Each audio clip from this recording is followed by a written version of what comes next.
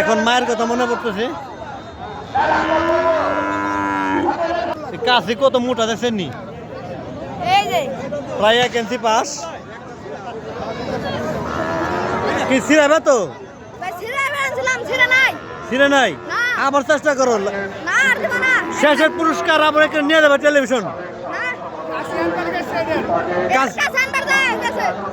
কাশি ছোট কাছে আনবা গেছে, একটু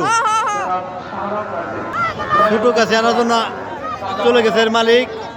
কাশি অনেক গরু আনতেছে, অনেক বড় কাশি, অনেক মোটা।